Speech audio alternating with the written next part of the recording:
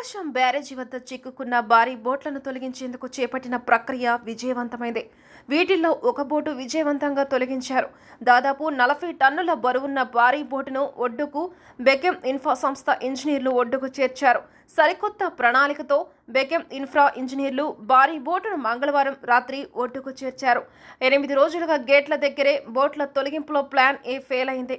Plan B flop అయింది. Plan C apply చేయలేకపోయారు. ఆఖరికి అబ్బులు టీం కూడా చేతులెత్తేసింది. అప్పుడే సరికొత్త ప్రణాళికతో ఎంట్రీ ఇచ్చింది బేకెం ఇన్ఫ్రా సంస్థ.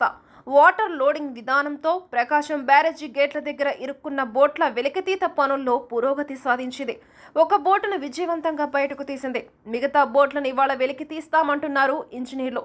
అసాధ్యం అనుకున్న పని సుసాధ్యమైంది. 8 రోజుల అధికారుల శ్రమకు ఫలితం దక్కింది.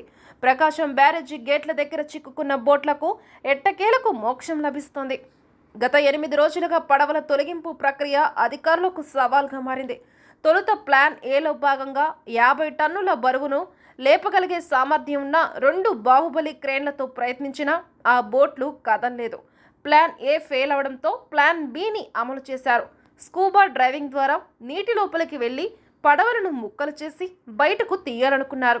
కానీ ఈ ప్లాన్ కూడా ఫ్లాప్ అయింది.